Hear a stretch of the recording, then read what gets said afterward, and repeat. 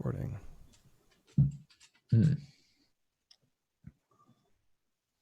Whenever y'all are ready.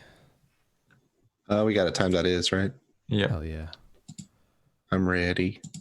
35, baby. Yeah.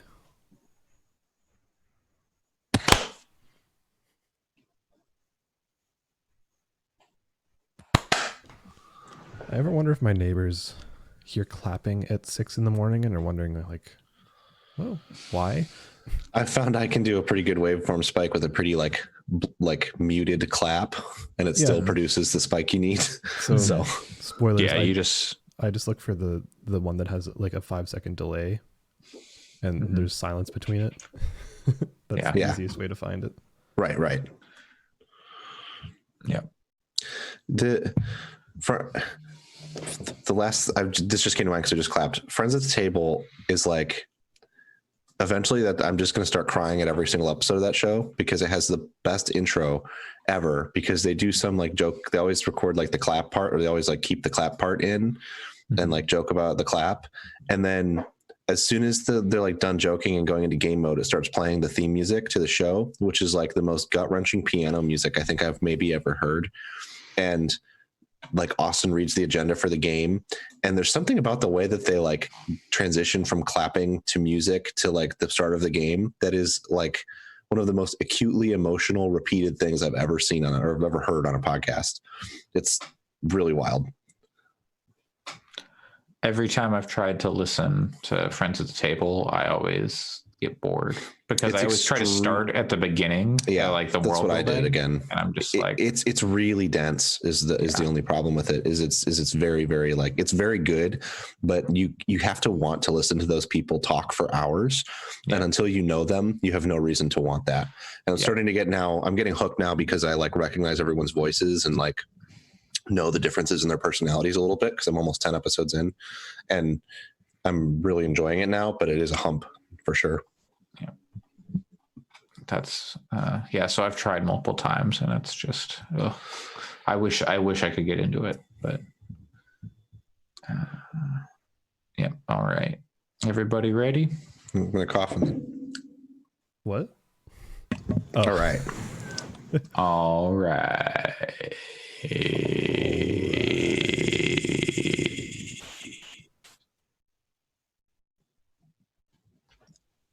Hello and welcome to Gaming Fix episode 105. I am your host, Andre Cole, aka your girl's favorite Temtem. I am joined today by Alex. What do clouds wear under their shorts? Skywalker. Thunder pants. Oh, okay. And also joined by Pat. I thought we were going to do our Temtem starters, so I don't have a joke. I mean, you could tell me your Temtem starter. Ho-chick is very cool. Ho-chick? Yeah. Yeah. Okay. Ho-chick? I don't know. Maybe I'm saying it wrong. I don't know. Houchic. I prefer Houchick. The way that they Hoochick? No, they present the starters, and they're all neat, but like that's the starter that's floating in the air with geometric shapes surrounding it. So I don't understand why you like with the imagery they present. It's like these other two are cool looking, but I'm gonna pick the one that's flying and has like cubes and spheres rotating around it. It just reminded me of Control, and I was immediately pushed away from it. I would remind I had the correct response, which was it reminded me of Control, and that made me want to pick it. I didn't want to have a mediocre experience. Well, we're in it. Tell me, Alex, is Temtem a mediocre experience? Are we just jumping straight into video games? Holy shit! You did this. The two of you did this. We can. I don't know. Do you have something else you want to talk about? No, not particularly. Yeah, sure. Why not? Let's just talk about Temtem. Not every episode has to be long and meandering at the beginning. That's true. You're right. We can just jump straight into content. Because I was out of town, so I haven't played like a lot of video games. Like Temtem, I spent some hot and heavy time with Temtem and Legends of Runeterra yesterday, and then I killed a Barroth. and that's pretty much all I've done gaming wise this week. Wait, And Barrioth's no joke. No, it was tough, and it was the first time I had done a Monster Hunter hunt in like a year. Oh, so wait, it let you do Barioth even though you. Well, I didn't start a new character. So what happened was I played like 20 or 30 hours of that game. I got right near the end of the story on PS4. Yeah. And then I bought the PC version last year on sale, and I only played it up until that first. Like I only played it for like a couple hours. Yeah, but Barioth is in the DLC, and I was assuming that it would do the same thing as like the earlier, like it would be like, oh, you're not this far in the story, you can't do this hunt. No, but this is not Barioth, but just like Barroth. Yeah, Barioth. Yeah, that's the one when you Barroth. Yeah, it's the one in the desert when you have to escort the scientists. Oh, yeah, okay. Not a Barioth. No. Okay. Barroth is not as hard, but when you haven't fought, its patterns are easy to deal with, but it has a lot of health. And when you haven't played in a long time, it killed me once. And like it just kept running away because that's what monsters and Monster Hunter do. But the problem is that I was using the other issue is that I was using a long blade, and since it was that level, I didn't realize what I was fighting against. And the long blade is not very good against its armor pieces. No, so it took a very long time for me to kill it. Well, you do know you can go into the tent at the camp and then change your gear, so you could have switched to like a hammer. Yeah, I forgot about that when I was in the moment. I remembered that after I died the first time, but at that point it was almost dead, so I just finished the hunt. We have successfully meandered. Yeah, there we go. The only other thought I have about Monster Hunter though is that they put in one. It's cool that they just give you the clutch claw. That's not like a story thing, so I just have it and I can use it, and that makes playing the game more fun, which is cool. And two, they put there's one new branch, the Defender branch for weapons, and they do a lot of damage, and you just it's specifically to help catch up weapon, like catch up weapon to get you. It'll get you through the entire like original base game. I'm debating if I actually want to use them or not, but I mean, it depends on what you want to do. Like once you get to the Iceborne stuff, you'll probably need to farm a little bit to get the actually good stuff. Yeah, like to get stuff that's good. So like you still need to farm, but just for expedience, it might be good to use that so you can get to like the cool stuff. But yeah, I'm not in a huge hurry. My buddy will play whatever hunt I tell him I need to do. So, but yeah, anyway, I don't have any other thoughts. I literally only did that one hunt. That's it. All right. Well, we know you're doing Longsword. We know you're doing Ho-Chick or whatever. Okay. Alex, who's your starter in Temtem? The Crystal Buddy. Is that its name? Yeah. No, I don't actually remember what Crystal I named Buddy. it. No, I named that guy but with like a million T's. Yeah, but what is its Temtem name? Crystal. Crystal, really? No, it's like a little crystal turtle. Kind of like a turtle. That's its name though. Its name is Crystal. Is it? Yes. Oh. Okay, this game's some bullshit. That's a dumb name. It's like if they just named a Pokemon dog.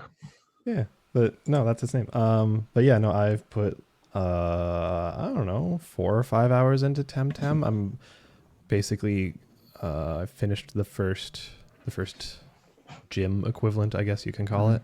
I forget what they call it. The dojo, yeah. Dojos. Yeah. So okay. We also talked about it previously with the kind of stress test that they were doing before. So there's a bit of initial impression there, but now with a more extended time with it and stable experience, more stable experience. The first day or two was still pretty up and down. Yeah, I didn't start till yesterday. I just had a login queue, but that was the only. They did. I know. Yeah, they heavy the first couple days. Yeah, they sorted it out pretty well. So once everything was stable, it's been rock solid. But the first day experience wasn't the greatest when you would go into like a wild Temtem encounter and then hit your attack, and it would take like 3 seconds for anything to happen. That's how the stress test was, and it was a little rough. That's sometimes how Pokemon feels. Yeah. So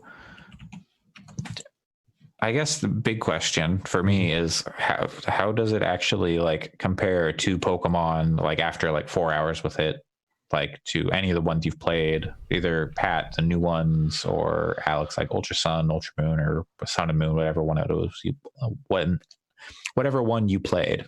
For me, I would say, like, because you said my most recent experience is Ultra Sun and Ultra Moon. Yeah. I would say it's a pretty direct facsimile in a lot of ways. Like, it is emulating the best parts of Pokemon and like kind of skimming over some of the polish, which it doesn't need, and I think that's fine because it's obviously a smaller team. I mean, like, if you think about it, the Pokemon Company and Game Freak are the most well-funded video game studio in the world because Pokemon is the number one most successful entertainment property of all time. Yeah. So to hold it against that exact same standard is a little bit ridiculous, even though Sword and Shield is arguably not living up to those standards. Some may say. I mean, you could say like, I mean, you could probably say that about lots of games over the history of the series, but depending on who you are and what you like, but yeah, just like how similar, like, so you say it's pretty like close facsimile. So yeah, I would say like the best parts of it emulate the best parts of Pokemon, but it also does a bunch of stuff to kind of like they expand on some parts and they actually are pretty innovative in some other parts, which I think are really good. Structurally, the battles almost feel very different from Pokemon because of the subtle changes they make to the formula.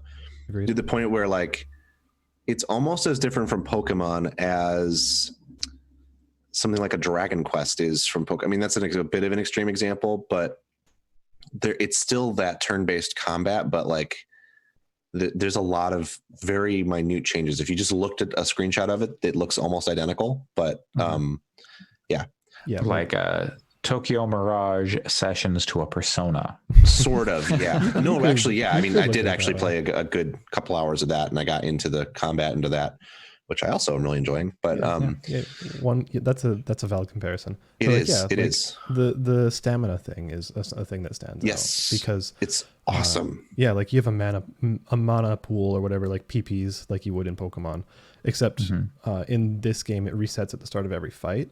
And over the course of the fight, it will also kind of it will heal itself a little bit, if you want to think of it that way. But if you get that stamina, the mana pool, whatever you want to think of it as, but it's called stamina. If you get that too low, they'll start to get a little exhausted and maybe make mistakes or hurt themselves, or like you're actually fucking up your Temtem by using all of its energy. Okay. What I've seen, maybe you're a little further than me. I got to the town with the first dojo in it, but I haven't done the first dojo yet. But I did take my time along the way to try to catch as many as I could and do all the trainer battles and stuff. Yeah. It's the stamina is like a shared in Pokemon. It's like each move has a PP pool. So like you can use X move 12 times before you need to go take it to a Pokemon Center or use an Ether. In Temtem, moves cost a certain amount of stamina. So you might have 22 stamina and your kick move takes 7 stamina. Yeah. And you recover 3, I think it's a flat recovery rate, 3 stamina per turn. Yeah. I actually haven't looked at that, but yeah. But it could be that it's different from Temtem to Temtem. Mine, when I've looked, mine all recover 3 stamina per turn, which means that sometimes you actually have to wait to recover stamina because your moves use it faster than you can recover it. If you use it though, if you use a move and you don't have enough stamina to cover the cost of the move, you take the difference in damage. So if you have 4 stamina left and you use that kick move that costs 7, you will take 3 damage for doing the move. So far that's looked like that's the penalty for me, but I don't know, Alex, and they may in the dojo, there might be like other stuff that happens. I might have missed some stuff. No, that seems I think it's consistent so far. I haven't seen what happens afterwards though. Yeah. So it's there's a lot of like kind of like you can push it and do the move that, because like I have a lot of my good moves take like 12 to 15 stamina. So you can push it and do that big move if you think it can finish the fight, but it could knock you, like you have to be careful and do the math to make sure you're not going to get knocked out also. And I think that stuff like that is really, really big towards like making subtle changes to the formula. Yeah. And yeah, there's lots of little things like that are different from Pokemon that make it a different experience. But in my opinion, it's just more interesting than Pokemon has been for quite some time. Is that because of the way that combat is, like that stamina system, the 2v, is it all 2v2 or? Yeah, most of the time. Like it's usually you're always sending out 2. Whether or not you're facing 2 is up to the battle. But. Yeah, sometimes it's 2. You have 2, and it's like 1 They call Like- them. This is the extent they go to avoid getting sued. They're called untamed Temtem, not wild Temtem. And I do enjoy the words they use where it says, "This Temtem has found you," Yes, which I think is really adorable. yes. Oh, It's so funny. Like they are clearly very concerned about the legal ramifications too of every like phrase in Pokemon. they should get Carly Rae Jepsen to license them now that I've found you and make a whole video about it for their. That's good. But I think like a big change to the combat that I kind of assume would be a big deal to you, Alex, is they removed randomness from the combat entirely. Like there is There's no like random crits. chance of anything occurring. So there aren't things like, oh, you use confusion and there's a 80% chance your target is confused, and then there's a 10% chance they hurt themselves instead of doing their attack. Yeah. In this game, I think it's called bamboozle. But like if you bamboozle somebody, they're bamboozled. That's it. Yep. Same thing with like if you put someone to sleep, there's like a timer that shows you how long they're going to be asleep. Yeah, same with poison and stuff like that. Yeah. Yeah. So that stuff is really cool because it allows you to plan strategically a lot of things. And since it's all 2v2, you can have like the Temtem that just does like supporty stuff and maybe does buffs and debuffs. And then the Temtem that like does a lot of damage. And like they all have like the special effect. I don't know what they call it. Talent. I can't remember. But there's things like Hochik. Normally when you put someone to sleep, if you attack them, they wake up. Hochik's thing is if you attack a Temtem that's sleeping, it doesn't wake up if it's attacked with Hochik. So they're like pretty meaningful things that actually help you to define roles for your Temtem in a way that sometimes Pokemon like talents or whatever they're called do. But in a lot of cases in Pokemon, it's like, you can see what berry they're holding. And like, I don't fucking care. So it feels like there's just more of a, and this is in part because they can do this because they're starting from scratch. This is their first batch of monsters. But it feels like each of them has a meaningful place, which feels really cool. And it like, I don't know, it's satisfying in a way to like level them up individually because I don't feel like it's like, oh, well, there's like 400 of these things. So who fucking cares? Because I'm going to end up probably never using this thing again once I get someone to replace it, which is sort of the feeling that I get a lot of times when I play Pokemon. And it's not really Pokemon's fault. It's just the nature of having like 25 years of characters. Yeah, I would agree with pretty much all of that. And one thing we haven't even talked about, even though it's supposed to be one of the main selling points, is the MMO factor. Yeah. And to be honest, that layer I haven't even really interacted with, apart from seeing other people in the world. Yeah. Yeah, Same. like, that's one thing. I mean, it's still in early access, so there's stuff that can be improved. But one thing I wish was a little better about the game was your ability to interact with that layer. Like, let's say you have 10 people running all around you, and you're in some area. You're in a house, or you're in a field, or whatever. Like, I would like to just be able to walk up to them and push the interact button, and then open a prompt to say like, oh, do something with this person. But instead, you have to open up a menu, which is like interact, and then it'll give you a list of everyone in the entire area, and you have to find the person's name, and then you can do stuff. And like, that's a little clunky, but like, so I haven't actually done anything with that. I haven't done a battle or a trade or anything like that. Yeah, but it's nice to know that, like, and I don't actually know what co-op looks like. Presumably there is some kind of like, I don't know if it's like a grouping system or what, but there is some way that you can play with your friends. I assume you group and then you each send out one Temtem in encounters. Yeah, that would make sense. That would be what, because I'm pretty sure though that if it's not in now, it will be in. Yeah. Yeah, totally. I think the thing though, ultimately, that is the most exciting thing about the game, and this is sort of a risk, and it is expensive for, if you're used to buying early access games. This is like new in early access and $35, which is not cheap for an early access game. I think it's worth it because it seems like really good. And we undervalue games as is, especially indie games. So I certainly don't begrudge them at all for setting the price that they did. But it's the fact that like this is ostensibly a platform, assuming that it continues to find success. I don't get the impression that they're going to like finish this game next year and then in 2022 put out Temtem 2. It's more like Totally. you might buy an expansion to this game that is a whole new region or something. But that's the thing I think that for me is the most exciting is they've talked about plans it's going to be out on consoles, including Switch. They've talked about the fact that like the plan is to do cross save and cross play for everything, which I mean, basically their back says like, assuming we can do it, which there's not really any reason we can't, we'll do this stuff. And so it feels more like kind of like, it feels like the Dauntless to Pokemon's Monster Hunter in a way where like there's more polish in the one.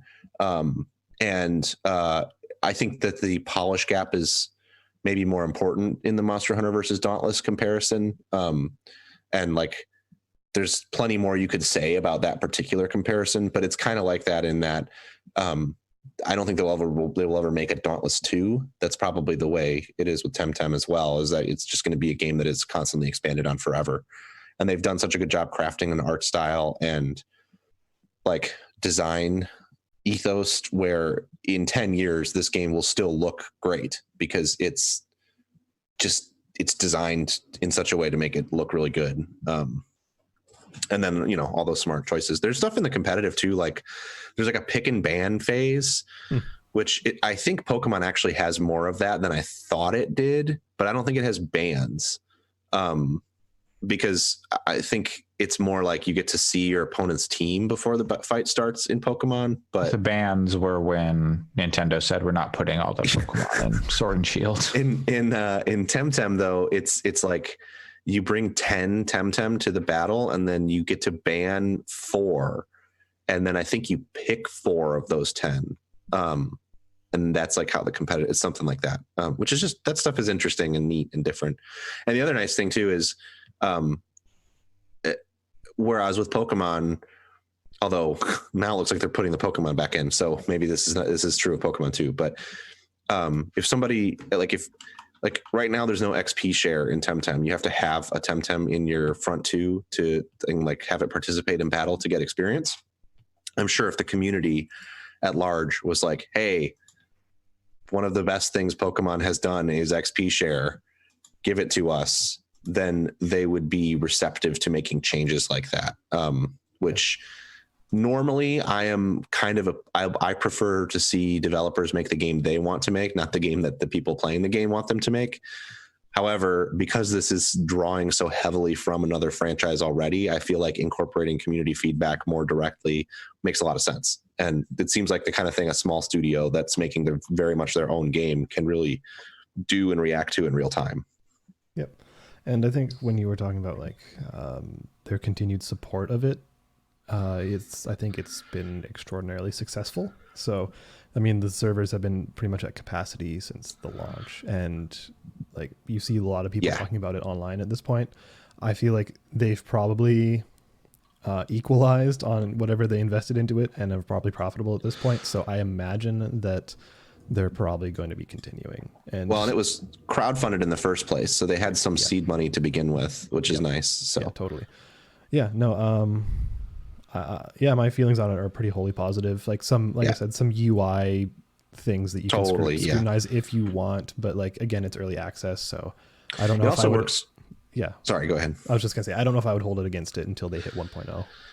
It also works with like it's keyboard and mouse driven. It's not like your mouse interacts fully. So like there's a couple things you need to do hotkeys to pull open menus, but then you can just click. You can use your mouse to navigate the menus too. So it's very, even when sometimes the like button prompts are a little weird, but because the mouse works with it, you can always navigate your way through what you need to do. Yeah, and if you really want to, you can play that entire game one-handed. You can just use WASD and the F key. Oh yeah. You can just you can tame them Temtems, if you know what I'm saying. I'm also, I gotta say, I'm impressed. I kind of assume my biggest concern with the game when I first saw it was this is just going to be a bunch of off-brand Pokemon. And while they do they're not like, some of these do look like, one of these I'm just like, that's an orange Garchomp. Sure, but generally the designs are pretty good.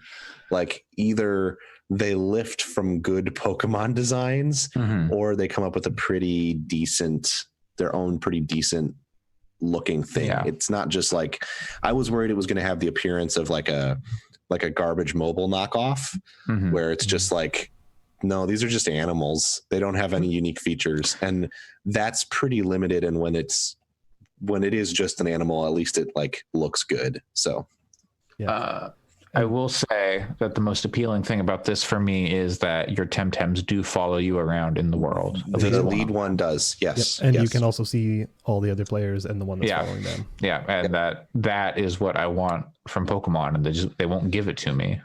It's also worth noting that it has a really cool and diverse character creator that is even like Pokemon Sword and Shield is not bad in that regard, but it's even better in like this game. They have like a very wide range of skin tones, lots of different hair options, including like pretty specific cultural hair. And then there's like pronoun selection at the end.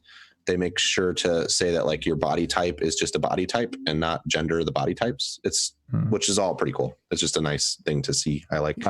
Apparently, their mods for like their community are also really good. I can't remember the exact thing I saw, but it was someone, basically like free speech, and they're like, "No, you're being an asshole." Yeah, their social media account is very funny too. Like I thought 2 days ago.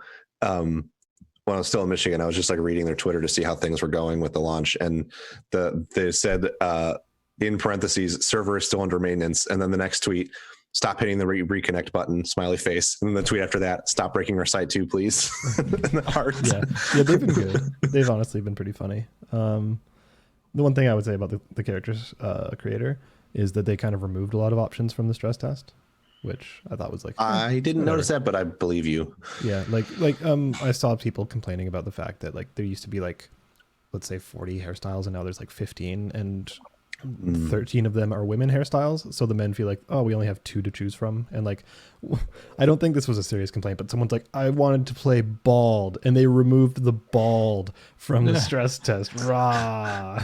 But like, I think they were being like, this is the one thing I can complain about. Rah. Like that's kind of the tone it had. But at the same time, it's like, it's weird that they took out most of the hairstyles, but whatever, who cares? I think I didn't notice because I wanted long hair anyway. So I picked like what would probably be considered by most to be a more feminine hairstyle anyway. Yeah. So I wasn't bothered. I just saw the community talking about it. My hair looks like Trunks's hair. Yeah. And I'm playing as a lady, so I don't care. They do say on the Steam page that in terms of content, 50% of the game's content is already available, including the first 3 islands, 80 Temtem, 80 plus Temtem, and 20 hours gameplay. Yeah, I will say, it's never felt thin. Mm-hmm. No, although there is I don't know if you branched off to the left, Alex, on your way to that town. There is like a sign that's like WIP, and when you go up to it, it says like this area is work in progress. Yeah, it says like content coming in the future or whatever. I don't remember how they phrase it, but yeah. I will say, like, normally I'm like, nah, I'm good on early access anymore until the game is out so I can play the full thing. This feels like the kind of thing though that's like, no, I will play what is in the game so far and catch those 80 Temtem, and then when there's only going to be 141 before 61. 161. Okay, cool. The Tempedia only lists 141 right now, but maybe there's more coming. Yeah, the Steam page says the full version of Temtem will include 161 plus. But so that's more than Red and Blue, Pokemon Red and Blue. So no, it's plenty. It's check and mate. Yeah. But I just definitely feel like the kind of game that I will play as they grow it, because I don't think they're planning on wiping anybody or anything. No, they've said they're going to increase the price as time goes on to reward Kickstarter backer, or not Kickstarter backer, but early backers, and also as they like add more features and stuff, they feel like the price will be warranted. So if you're interested, maybe hop in now so you can get that early price. I would say for like, I paid probably about the same for Superland, and I would say this is a better video game than Superland. Okay. I will most likely play this game here, and then if it does have cross save and cross play with the Switch when that version releases, I'll probably buy it again there. Yeah, that'll be a good place for it. It is I think it's worth the dropping the cash on trying it out now, and then I will again, buy it again, because it has other cool stuff. Like you get like there's going to be like player housing. You can set your housing up, and they're putting in a Nuzlocke mode that's like just a toggle that you can put on. It is a good video game. No real caveats there. Yeah. Finally, somebody made a good Pokemon video game. Yep. I just hope they don't get sued. That's in the last 10 years. In the last 10 years, I think they'll be fine. Pokemon World Online is still Pokemon World Online. Yeah, and they did get sued, but I don't remember. They made a case for it and said, "Oh yeah, it's like derivative work or something like that." I would bet that this game has just enough differences in terminology that they could say like, "You're going to go sue the Digimon people. You're going to go sue, Square made a Dragon Quest game where you catch monsters. Are you going to sue them?" I'm just going to wait on Temtem Go, personally. Temtem Stadium. Yep. Temtem Snap. Yeah, there we go. Really stick it to Nintendo. Anyways, that guy's a skeleton. All right. Andre, what have you been playing? Oh boy. I've been playing a few things. The big thing, it's not so much because I was playing it, but I have been playing it a lot, but because like some crazy shit went down like a week and a half ago, last week. It was still going on last time we podcasted, and it ended like right after. So now you get to hear all about Destiny 2's Corridors of Time puzzle. Hell yeah, more Destiny talk. So I hate this podcast. No, this is like super fascinating and also very emblematic of Bungie's like issue with like making content for this game. And it's been their issue since Destiny 1.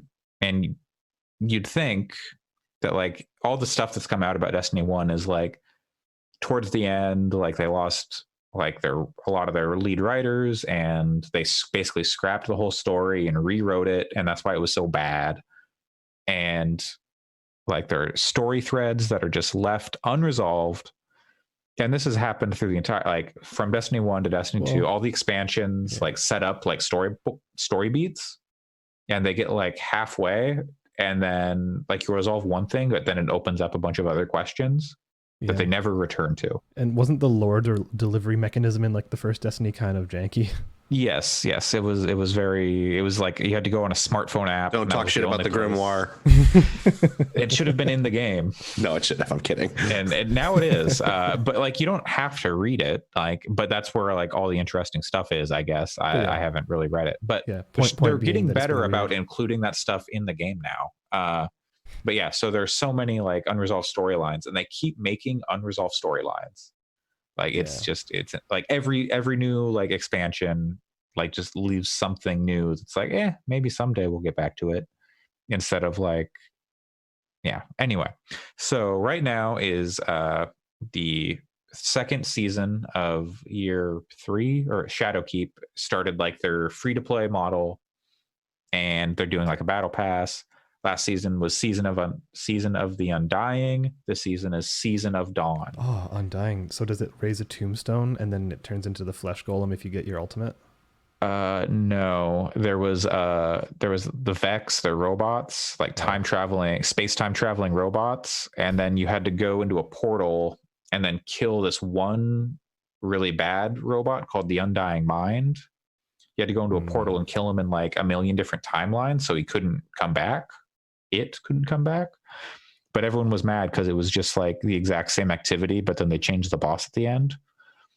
So that wasn't great. But this season, so they're continuing the story kind of between seasons. So because that happened, in this season we were able to find this guardian who got trapped in like the Infinite Forest, which is like a weird time travel place, and we managed to pull him out of time through some like weird time travel shenanigans where we built his weapon, which is called the Perfect Paradox, which is a shotgun, built his weapon, took it back in time, gave it to him, saved his life, then came out, then went back in time to another time when where he would have died, then saved him again, and then he came out of the forest, and then now he's alive, and so that all happened. So And all this time then- traveling was for babysitting him, basically.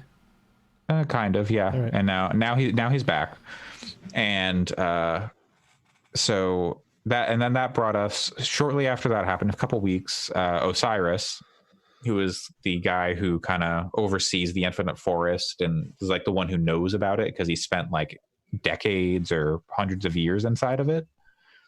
Because Guardians don't die. Yeah, they also make skateboard shoes. Yeah.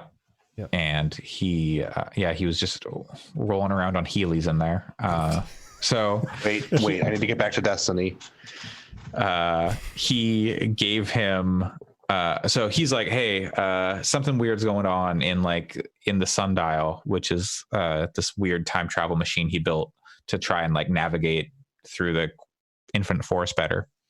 And he's like, go in there and try and figure out what's going on. Wait 1 second. I have to say, as much as I am pretty ambivalent towards Destiny, what they name stuff is the best. Oh yeah, the Sundial. It's the what was best it? thing about the game. The Infinite Forest. Like those are The all best thing really, about the game really Yeah. good is names. Is the aesthetic nouns. and the naming and Yes. the way that stuff looks. Yeah, So- and the concept behind all of it. Anyways, sorry, continue. Yes. Please. Oh no. Yeah. So, and this is like, they did this really cool thing. So everyone went into this place and it's just like this kind of like white void. And you like run down this path and then you enter a room and it's like a hexagon and there's like a path on each side and they've got these symbols and everyone's like, what the fuck is this? And you just kind of run around and it takes you to another room and then everyone's like, what is going on here? And there's like, eventually someone realizes on the planet, on like 4 of the planets, there are these obelisks, which are part of the season. And every hour, on the hour for that first like day that this was happening, they showed a pattern they showed like 6 symbols, I think 6, 7 symbols maybe. So they showed a bunch of symbols and everyone's like, wait, those are the symbols that are in the corridors of time. So we'll run through the symbols in that order. And then it takes you do that and it puts you in this bigger room or like this different room, which has a tomb in the center, just like a casket, kind of like a stone tomb.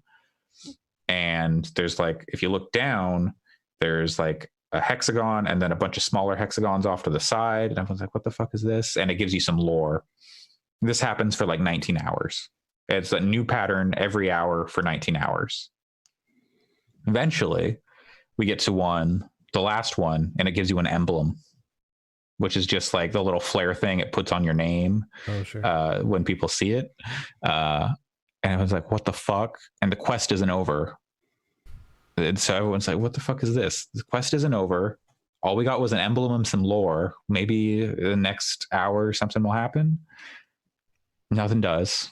And people realize on the ground, if you interact, it would give you it would show you a symbol and a bunch of other symbols on the ground in the big hexagon and the hexagon surrounding it.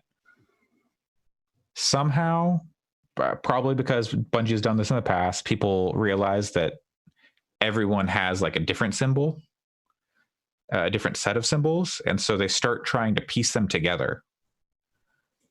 Basically using okay, if these symbols match up, then we can put these together. Mhm. And over time, it takes like a week and they build this map.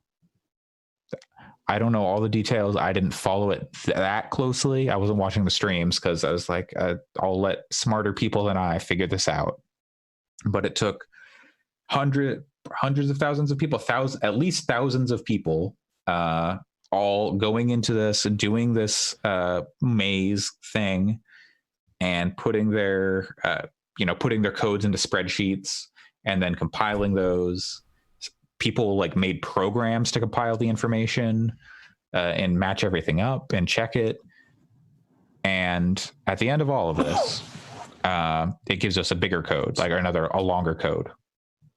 Spoilers for Corridors of Time, but it's going away on Tuesday. So if you want to see this yourself, you got to go do it right now. So you go back into the tomb room after this 12 symbol puzzle, and you start hearing Saint 14, the guy you saved from the Infinite Forest at the beginning of the season. He starts monologuing or eulogizing you. He's giving a eulogy for your guardian. Oh God. Yeah. So he's like, they died defending the city alongside us. Does everyone get the same eulogy, or were they different?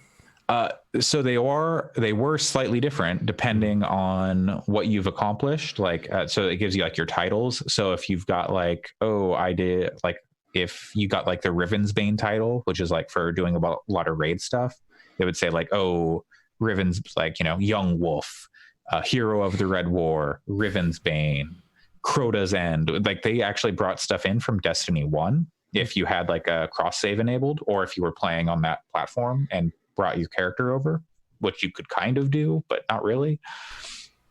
So he gives this whole long eulogy and is like, I marked it with your favorite weapon, or I marked it with their favorite weapon, which was broken during their battle, like their final battle to defend the city, whatever that means, because we don't know. We may never know. Who knows? Because of Bungie.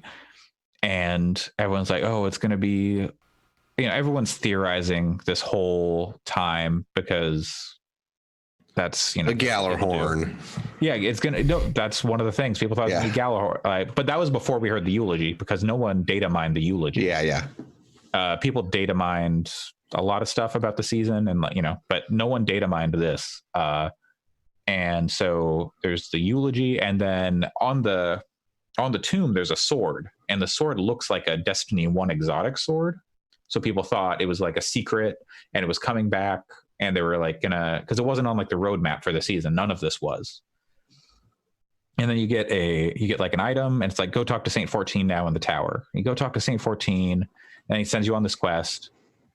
And at the end of the quest, you get an exotic fusion rifle called Bastion, which was on the fucking on the roadmap for the season, which was supposed to come out, is scheduled to be available on the 28th, so Tuesday, I think. Is that Tuesday?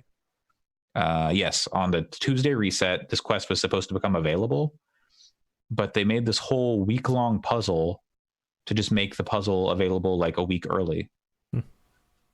And like, it's just a lot. It's a lot for like the reward, like the amount of work that people put into like the reward is a little weird. The thing that bothers me, like the Saint 14 stuff is cool because it means there's a new character in the tower and shit. Yeah. But like there's no new lore really associated with this whole maze thing. And I mean, there are 18, 19 lore pieces that you pick up. Sure. But like the end result of all this, I mean, it's cool, but it feels like the puzzle is cooler than the stuff that it's like leading to. I mean, it's like the Myst MMO realized in that, like, yes, it's cool that there are these big collaborative puzzles, but at the end of the day, it's like working out symbols and like it's like doing math. It's a math problem. They have literally done quests that involve binary and like stuff like that. I think that's my frustration with it, is like comparing it to something like, and I'm not saying other people should agree with me, but like, this is why when I hear that stuff, it makes me not interested in logging back in, is that's like totally fair. Like Elite Dangerous, when they brought the Thargoids, which is their like alien monsters back, it was like this year-long thing of like someone found a capsule floating in space and it had this fungus in it, and when they put it on their ship, it did damage to their ship over time. But if you took it back to like a research station, you could turn it in. And it would just like, no one knew what it was doing, but people just started doing it and finding these capsules and turning them in and stuff. And then like slowly news stories in the game started trickling in about like, oh, explorers all over the galaxy are finding these weird capsules. And then eventually and there were some ways that it tied the narrative together that I'm not remembering, but like it had like a transmission coming out of them that was like, you could analyze it in audio, in like Pro Tools and stuff, and pick it apart and get like weird, like again, like weird, like binary code language stuff. And then eventually then people like, you would just randomly get pulled out of hyperspace, but it was very rare. and there would be this like massive alien ship that looked totally unlike anything you'd ever seen before in floating in front of you. And it would be like a, oh fuck, oh fuck, oh fuck, oh fuck, oh fuck. And you had to then run away from it. Like if you stayed to try to fight it, it would blow you up. And the result was like, it took a really long time for that story to move, but it was all narrative. Like there was the binary stuff you could pick out, but it wasn't leading you anywhere. It just contained clues to the thing. It didn't actually have like the puzzle solution. There was no puzzle. They were slowly deploying weird, unique narrative elements. And I thought that was cool. And it was so fun to watch like unfold. But with whenever they do one of these puzzles in Destiny, I'm always just like, I'm very happy for the people who enjoy doing the math, but it's like, it's just like a bunch of people. It's just like people number crunching, and it's very. And then at the end, it's like, and you get a gun. Well, but sometimes those guns are really cool, and the gun. Yes, that's literally sometimes, Destiny. but this time it wasn't. Destiny. It's not even that cool. And Destiny is in a nutshell is sometimes those guns are really cool. And like the thing that just really like makes it like what the fuck for me is like in this eulogy is like, oh, it's their favorite weapon. I'm like, this weapon, I don't want to use this weapon. It's not very good. It's not like it's a new weapon that isn't good for the current like season. Like they put out a better weapon earlier in the season, and it's just the reward for the puzzle, like even as someone who did not partake, I have gone and I've done like some of the secret quests and like which are more like platforming and like combat puzzle based. Those are really satisfying, and like watching videos about like how they were originally found was like really cool, because it was just like some dude went on Reddit, it's like, hey, so I went on like this, I did this public event, but then I went in this portal, and then I was in a lost sector, and I can't open the chest because there's no enemies. Does anybody know? And everyone's like, you did, what the fuck are you talking about? And then they tried it, and they went in like, holy shit, there's a whole like new quest in here. See, as someone from the outside looking in who actively does not care about Destiny and will never play it because I just don't care, I hear all this stuff and it's fucking awesome. Like, I know you're Pat, you look at it and you're just like, what's the payoff? And like, it seems more like brute forcing it and number crunching than actually like being compelling. Well, there's more too, but like this reminds me of Fez. This reminds me when everyone was like running up against that wall in Fez and being like, wait, did you guys notice this and this and this? And then like you were watching the community forums and stuff like that blowing up with like, okay, what if we try this? And like that kind of collaborativeness I think is really awesome. And I think Bungie does that pretty well. Like it seems like the raids can be pretty well constructed. Like the first time people do raids and it's like figuring out, oh wait, so we have to do this, blah, blah, blah, blah, blah. And like sometimes the execution isn't great. Like sometimes the conclusion isn't great, but I think there's a lot of creativity that they put into like the actual puzzles and the actual the concepts. It's really cool.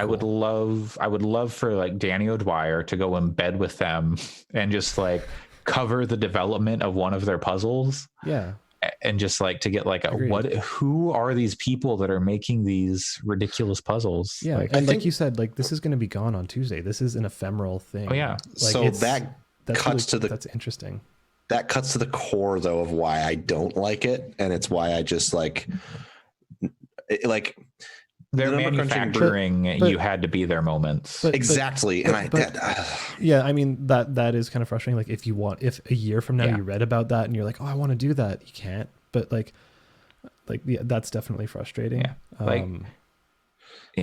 I think like you can go watch a YouTube video and get like the eulogy, but it's, and like running through the thing is not fun. I did it. It's not like a good time. I think the most frustrating thing about this is a problem I had with Guild Wars as well. And they kind of ultimately came up with a solution that I thought was pretty elegant.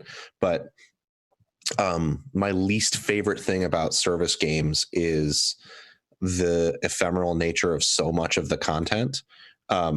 And I think like I can get over it if it's like a weapon cosmetic or something, but it's very frustrating to hear people say, to hear cool stories about what's happening in the world, and it's authored content. It's different from something like EVE Online where there's a war happening between players. It's authored content. But if I log into Destiny right now, what I'm going to get is, oh, I got to go collect these fucking armor pieces, and I don't want to do that. And so I think it's like, and the like answer I've always gotten from people when I've been critical of that aspect is like, well, you got to do the not fun stuff, and then you get to be part of the club, and then you get to do the fun stuff when it happens. But it's like it's so inconsistent to me. And like, it's just frustrating that like they create these really cool authored moments that they spend so much time constructing, and yet like to get to it, there's just so much you have to grind through and push through. I mean, on like one character to get through, you do have to. And now, then for your other characters, you can just basically immediately boost them. Yeah, it's not even that it takes a particularly long time. I could probably get through the rest of Shadowkeep's like story content in a day. If I started playing at the end of this podcast and then played through lunch, I could probably get through it all. It's not long. I found the doing it to be so not fun. It's not even so much that it's going to take X amount of time. It was just like, I don't really like this environment and I'm not really into like the grindiness of this stuff. But I don't know. I did put that caveat on for a reason. I'm never going to play this shit because I don't care. But it is interesting from an academic It's super interesting. Yeah, that's for sure. Yeah. And watching people, try and figure it out, and like the community all coming together and, to do like, thousands or however many people, because everyone had like a different symbol and they changed and stuff like that. Yeah. I can only imagine that the biggest community that contributed was probably the Stadia one.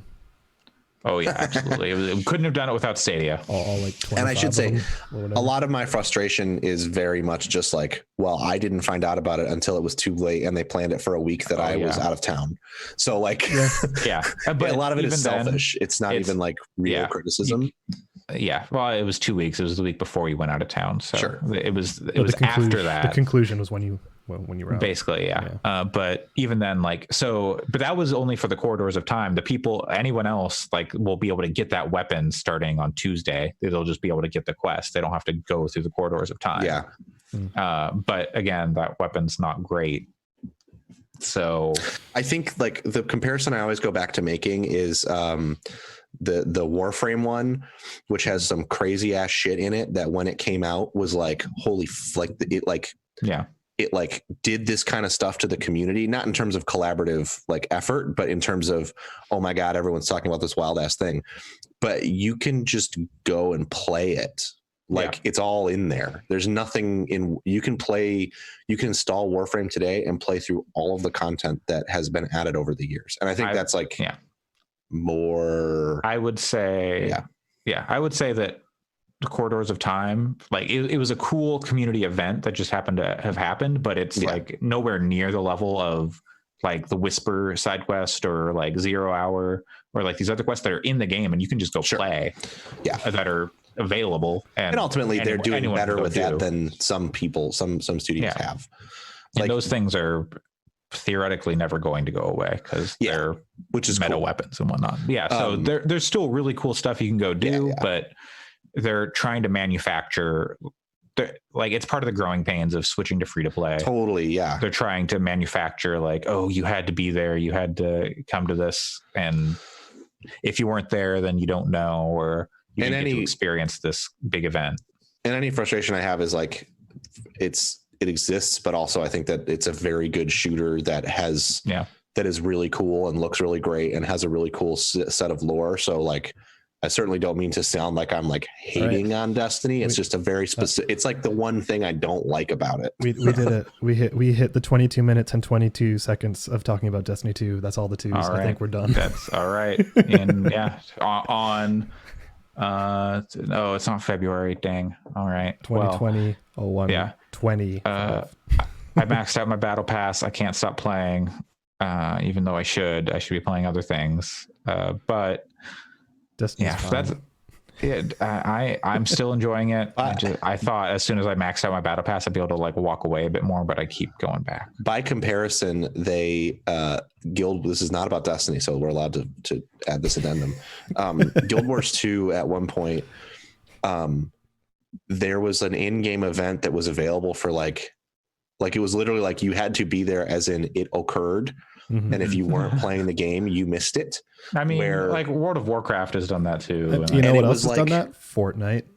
A dragon descended, but so the difference here is that like a dragon descended from the heavens, and like the dragons in Guild Wars are like, there's only so many of them, and ostensibly when it's done, there's no more Guild Wars to do because the whole of the game is about fighting the dragons. And a lot of them are like world bosses that are repeatable events. I think maybe this event was available for like a full weekend or something. Mhm. But a dragon descended from the heavens. No one knew it was going to happen, and then you had to fight it. And it like literally changed the landscape of the game world, and it shifted the narrative completely. And it was just like, had to be there. And it's like, are you kidding me? It was like if you only got to play the ending to like, it was like if you only got to play the Eris dying in Final Fantasy VII moment, if you played it within like a week of the game releasing, and then Yeah. that part is just gone forever. Can't believe you just spoiled the hottest release of 2020. Whatever. Guild Wars 2. That game's not coming out in 2020. It's never coming out. Come on. And then there was a black hole and Marshmallow played a concert. The thing about Yeah. Fortnite is like wild shit happens in Fortnite just randomly, but it's rarely consequential. Like it's No. cool, but there's no The- narrative really the happening black there. hole was pretty. I think that was a really funny way for them to mask their Oh, server totally. maintenance. It was cool. I But think that was wasn't. primo. I wasn't mad about it because it's not like there's some rich narrative and lore to Fortnite. So Yeah. like, do weird shit in your game that doesn't have a story. I don't care about that. That's how you had to be there moments should work. Kind of like. Totally. And everyone was there because no one would stop talking about it. Every news story, like probably CNN or some shit, was running news stories about it. Yeah. Do you? The Star Wars shit though was bad. That was dumb. Which Oh, in Fortnite, The fact that there's the glider and all that. that there is literally okay. So Alex, What? at the I don't beginning, know if I know this one. Okay, we have to. There's going to be Star Wars spoilers. this is minor Minor This ones, is yeah. spoilers for the very, very beginning, Like literally the opening crawl. Yeah. Okay. Literally, the first words in the opening crawl of Fortnite. The Rise of Skywalker Ninja. are "The dead speak." Exclamation And- point. Yeah, and it's talking about Palpatine being back, Okay. but the dead speaking was an event in Fortnite. So it was like Palpatine sent out his message yeah. in Fortnite. God. If you were in It's the Fortnite, you only got to place. hear the only place you could hear Palpatine basically saying like, I'm So- alive. "I'm alive." so I how- lived, bitch. How long is it going to take for Disney to purchase Epic? Because that's now 2 Disney properties that Fortnite has been like part of. Because like, wasn't it in the Avengers? Avenger. Well, Thanos was in the Avengers. game. No, because it was in the Avengers. It was, Oh, it was wasn't in the wasn't Avengers, wasn't yeah. Thor Korg or playing whatever. Fortnite? Yeah. Or Yes, whatever? yes. He was And yelling Taika, at New his Master character. 69. Yeah. Yeah. The other worst thing. This is slightly more spoilery. I won't talk about specifics. Star But there is a Wars moment. spoilers There is a incoming. moment that is particularly dumb in The Rise of Skywalker. Oh, just one. My dog is. Well, there's many. My dog's kind of freaking out. So I'll say this and then mute. There is a moment in The Rise of Skywalker that is very dumb, where a person is like, "Nah, fam, I'll be back with some help," and then comes back and it's stupid. Apparently, Okay. I'll take your word on that one. apparently, anyone who's seen the movie knows what I'm talking about. Oh, right. Apparently, Yeah, I heard about this. And this is a minor spoiler if you're planning a trip to Galaxy's Edge too, so ignore this. Pause for 30 seconds. Apparently, Skip ahead. that sequence happens wait. in a ride at Galaxy's Edge. Okay, that's You can dumb. see the message they send. I was gonna say, Yeah. if you're gonna pause, go to Galaxy's Edge, experience this, and then come back to the podcast. It sounds awful. That Anyway, sounds very dumb, though. Yes. It's multimedia. yeah, like- it's a thing. Yeah. I'll be right back. Okay. It's yeah. Talk about Destiny some more. No. Video games are No. are wild. I really hope Bungie kind of figures their shit out and like starts using their puzzle making prowess for good, or I don't know, but Not evil. they do use it for good. I just wish the rewards for that one were better. Yeah. Anyway, you still playing that the Tokyo Mirage Sessions? I actually haven't played any of it, so that might be a good Pat thing. But one thing I have been doing that we can talk for like a minute about Yeah. is the Witcher television series. Oh yeah, hell yeah. Yeah, I'm not finished yet. We just finished episode 6. Okay, you're almost there. Yeah, been doing like an episode a night over the past, 6 days. Yeah. And missed last night because I was teaching someone music stuff. But it's an interesting series. Like I played Witcher 1 and 2. I have not read any of the books. I have not played Witcher 3. And it's really interesting because it is kind of a prequel in a manner of speaking. It's based on the books, not the games, because the games take place after the books. Right. But it's also like adapting and changing the stories, but also it's based on the cool. books. Yeah, like there is an event which occurs where a main character from the games at least, and I haven't read the books, but dies or has his body replaced. And I watched the show and now I'm trying to remember. The one, it might involve a mouse in his name, and he leads Ciri through a forest. Oh. Yeah, he's a major character in the games. No, that's not major, but he exists in the games. I think that's a different character. Is it? Okay. I think so. Okay, well maybe I'm mistaken then. But yeah, it is changing story beats from what I would have expected. Yes. And I would say the first 2 episodes of that show are kind of mediocre. Like not mediocre, but just like very dry and maybe not reaching the potential. But after that, it starts picking up and it gets a little better. Like that first episode, I just felt like Henry Cavill was like too happy to be there and like in their role. Like it felt like he was like trying to like conceal a smile the entire time. Like he was just so giddy to be doing it. And like he really I think he does like pulls off the role pretty well. Yes. He does the voice well. There's a story. Apparently his costumer was very angry because his muscles kept like tearing through the costume. Yep. His pecs were too powerful and ruined the costumes. Yeah. So that's very funny. Yeah. We don't know. I still haven't finished it, so we don't have to talk about it much more, but it is good. It is qualitatively good. Mm-hmm. And it's excited to watch it. It very much reminds me of like late 90s, early 2000s fantasy TV in its production. There are moments when they bump up against their budget and you're like, oh, especially when some CGI happens and you're just like, okay, but anyways, we'll continue. It's not like Netflix kind of does that. Like they're not like, oh, we need the highest production value. Stranger Things even has occasional moments where the CGI is like, that's not real.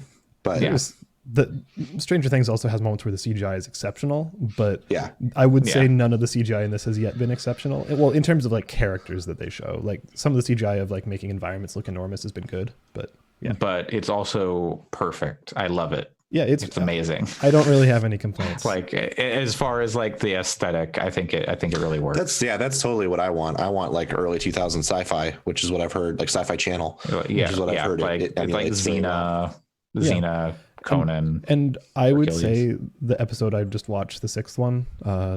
Which one is that? It involves the dragon. I would say as a standalone episode, that was probably the best of the lot thus far. And I think it would have made like, you could make a case for that, like if you expanded that, making a pretty decent little movie. Like it was good. Yeah, and the sword fighting and like action is very good. Yeah, choreography is great. Yeah, they're really doing it. Like they don't like it's kind of this became super apparent to me with like Daredevil versus Iron Fist. It was just the way they shot those sequences. Daredevil would do like the very long takes in their fight sequences, like I think at least twice they did like the multi-minute take, like one take fight scene, and then if you watched Iron Fist, they would just cut constantly to try and like mask the like I don't know if it was like shoddy like choreography or just like weird cinematography, but very solid action in and it's like looks very cool. It's not like Game of Thrones where every strike is like super heavy and looks like they're gonna die when they do it. This is more, it's very fanciful and kind of comic book actiony, but it's like shot very well, and they're really doing all that action. And as you would expect from The Witcher, for those who have played the games, probably read the books, there's a lot of shades of gray, and the best part about it is the characters. I thought you were going to say there's lots of nudity. Well, there's also I thought Shades of Grey was like a nod at the nudity. No. Well, I meant morally, but Shades of flesh. There is a couple scenes where there's a lot of shades of boobs. There's a lot that one scene with where they Yennefer where they kind of introduce a character to another character. Yeah, that scene is very funny. It was very dumb. I mean, there's a quest in The Witcher 3 where this isn't even a spoiler because it's a side quest, but there's a quest in The Witcher 3 where you can get drunk with your buddies and then like go mess with the communication mirror that one of the sorceresses uses, and like you're like drunk dialing one of Yennefer's friends and stuff, and it's like that's pretty funny, actually. Very funny without actually like being as like shitty and offensive as a sequence like that could be. It's actually just very funny because she's like immediately is like, oh my god, and like knows what's going on and is way smarter than any of the people when sober are involved. It's very funny. But anyways, Witcher TV series good. Mark Hamill might be Vesemir in season 2. That's good casting. It's not been like they haven't cast the role yet, but someone added like the creator and Mark Hamill and like, hey, make Mark Hamill Vesemir, and Mark Hamill's like, I don't know who this is, but sure, I'll do it. And then the director is like, like they put the side eyes emoji as a reply, and they've been asked about it to say we haven't started the cast it yet, but working with Mark would be great. Good. So, he's a little bit old for Vesemir at that moment in time, but I mean, if he doesn't, he could do it. This is like 20 years. Perfect. This is like 20 years before Witcher's age a lot. In the game, True. In Witcher 3, he's like, you're almost a century old to Geralt. So, and he trained Geralt. So Vesemir's old. Yeah. And you can just pull The Irishman and CGI him to be younger. That I'd be fine with. Yeah, I just feel like in The Witcher 1, which is several years prior to The Witcher 3, maybe not several years, but in The Witcher 1, the characters look much younger than they do in The Witcher 3. And that's also because The Witcher 1 kind of looks bad, but like the show is set significantly prior to The Witcher, I guess is what I'm saying, like the first and second games. So I don't know, but they can make it work, and that's really good casting, so they could get around it for that. Yeah. And sorry, go for it. No, I have mine is a pivot. So if there's any other thoughts about The Witcher, mine is a small pivot. Which pivot do we want to go for? Well. Want to rock, paper, scissors it? No, sure. Okay. Rock, paper, scissors. I can't, there's like a delay in the camera, so I can't not cheat. Pat, go for it. What's your pivot? And then Andre will pick the better pivot. I found out, it's a very short pivot. Okay. I found out that there's a 2001 French film called Brotherhood of the Wolf that's basically a Bloodborne movie.